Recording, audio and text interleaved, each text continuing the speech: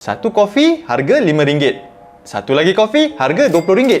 Betul tak? So perbezaan inilah yang saya maksudkan dengan kos sara hidup yes meningkat tetapi gaya hidup menentukan sama ada anda terjejas besar ataupun terjejas kecil.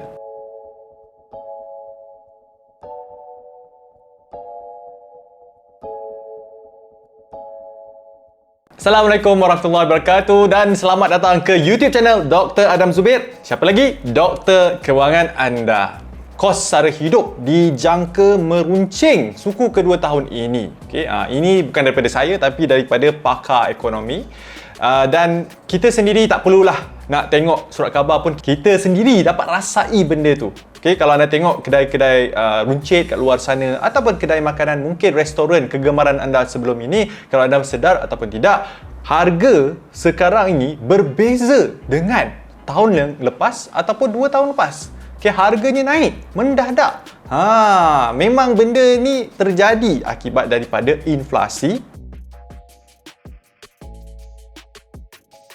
Saya nak bagi tahu kepada anda dalam konteks kos hidup versus gaya hidup.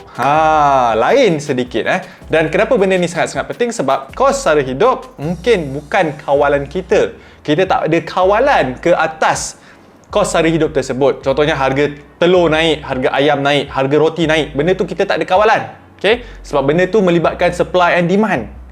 Tetapi gaya hidup ini kita mampu kawal. Dalam YouTube channel Dr. Adam Zubir ini, saya lebih suka nak kongsikan kepada anda tips-tips ataupun ilmu yang kita sendiri ada kawalan ke atas sesuatu benda tersebut daripada saya komen benda yang di luar kawalan. Alright, saya nak bagi 3 contoh dan benda ni pun anda mungkin boleh type dekat dalam ruangan komen selepas ini contoh-contoh lain supaya community dekat dalam Dr. Adam Zubir ni dapat belajar antara satu sama lain. Alright? So contoh pertama. Contohnya kalau kita cakap soal konteks kopi. Kopi je dulu. Kita cakap pasal kopi dulu. So kopi di sini, bila kita cakap soal konteks kos sara hidup, yes, harga kopi naik. Betul, harga kopi naik sebab yalah, kos nak menjalankan sesuatu bisnes tersebut naik disebabkan oleh gaji minima pun dah naik daripada 1,200 kepada 1,500 contohnya. Lepas tu supply chain, ada supply chain disruption, so barang-barang makin susah nak dapat. So disebabkan itu supply kurang, so bila supply kurang tapi demand ada, so harga makin naik. Dan mungkin kos minyak pun naik, so transportation, logistik pun akan naik juga. So benda-benda tu mengakibatkan harga kopi naik. Betul? Harga kopi ni pun ada 2 jenis. So kopi kos sara hidup adalah kopi general kopi. Kopi yang umum yang anda boleh dapatkan, sama ada anda dapatkan di kedai, di shopping mall ataupun kopi yang anda dapat kat tepi jalan. Benda yang sama. Tetapi gaya hidup ini yang menentukan sama ada anda akan terkesan dengan sangat-sangat besar ataupun tidak. Dan benda ni saya nak bagi tahu kepada semua orang. So contohnya, kopi kat tepi jalan. Mungkin kopi tepi jalan kosnya berapa? RM5 lah.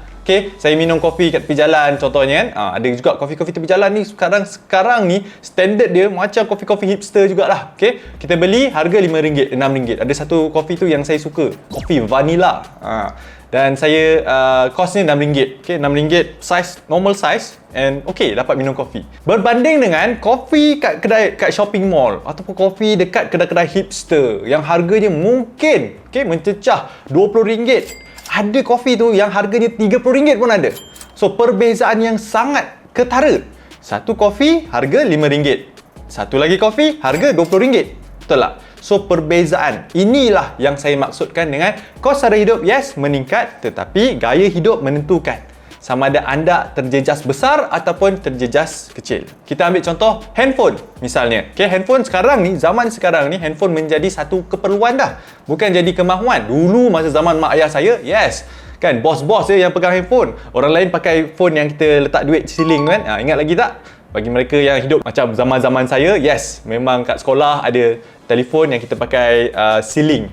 Ada yang kita pakai kad kan. Kita pakai kad pun ada juga, kita nak call mak ayah kita. Tapi sekarang ni semua orang ada handphone. Kadang-kadang anak-anak kita, budak-budak muda zaman sekarang ni semua dah ada handphone kan.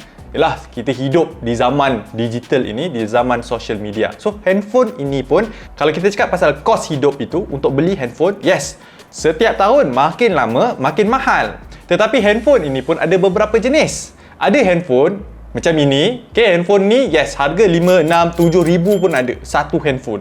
Harga handphone macam lagi mahal daripada harga laptop. Tetapi ada juga handphone yang anda boleh beli. I think RM1,000 pun dah boleh dapat dah handphone yang mempunyai features yang sama macam handphone iPhone saya ini. So, itu yang saya maksudkan dengan kos sara hidup dan juga gaya hidup. Gaya hidup ini kita boleh kawal.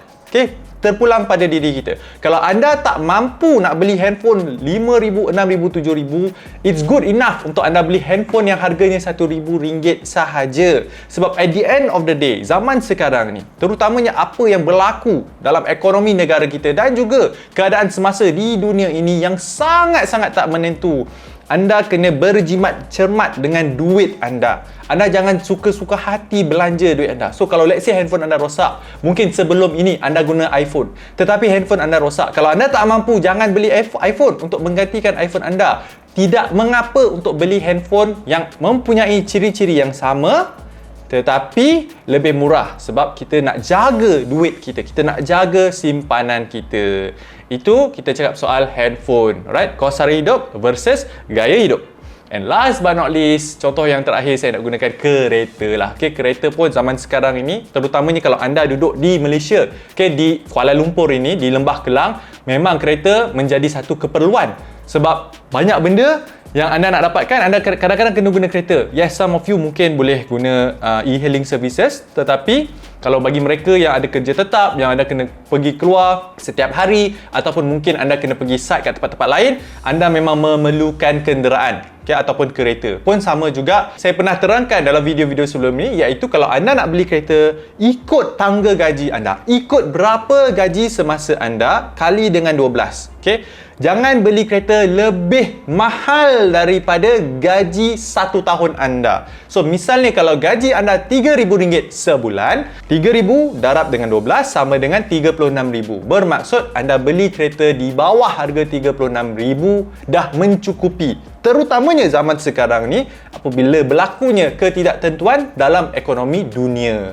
Okay? Kalau gaji anda RM20,000, 20 darab 12, RM240,000. Yes, suka hati anda nak beli kereta yang harga RM240,000 ke bawah, terpulang pada diri anda, tetapi gunakan formula 1 tahun gaji. At the end of the day, kalau kita tengok pasal konteks kereta ni, kereta apa tujuannya? Kereta hanyalah bertujuan untuk bawa anda daripada point A ke point B. Itu sahaja kegunaannya. Okay? Begitu juga dengan contoh-contoh yang lain, iaitu handphone. Penggunaan handphone adalah untuk berkomunikasi, okay? Ataupun ber-TikTok lah, atau bersosial media, alright? Dan last but not least, kopi. Kan? Kopi saya, kopi ni lah, okay? Kopi pun pilihan di tangan anda. Anda boleh beli kopi yang harganya RM5, ataupun anda nak beli harga RM20, tapi pastikan apa saja yang anda beli, pastikan di bawah kemampuan anda, okay? Ingat balik seperti apa Kereta Akbar yang saya dah kongsikan kepada anda. Pakar ekonomi mengatakan kos sara hidup dijangka meruncing suku kedua tahun ini. Maksudnya, apa saja yang anda nampak, okay, harga barang sekarang ini kemungkinan besar akan naik lagi dalam tahun 2022 ini. Jadi, persoalannya macam mana kita nak lindungi diri kita? Kita kena berpada-pada dalam perbelanjaan harian kita. Itu saja daripada saya, dan jika anda belum lagi subscribe YouTube channel Dr. Adam Zubir, pastikan anda subscribe supaya setiap kali saya release video baru, anda akan dapat notifikasi. Dan jika anda nak belajar lagi tips-tips kewangan yang lain seperti pelaburan ASB, kredit kad, kereta, rumah, emas, saham dan macam-macam lagi, senang sahaja pergi ke YouTube, type saja nama saya Dr. Adam Zubir, diikuti dengan kata kunci yang anda nak cari. Contohnya macam Sikris, type Sikris dan video saya akan ada. Dan jika anda ada sebarang pertanyaan ataupun sebarang komen, kongsikan dekat dalam ruangan komen di bawah. Itu saja daripada saya. Saya akan jumpa anda nanti.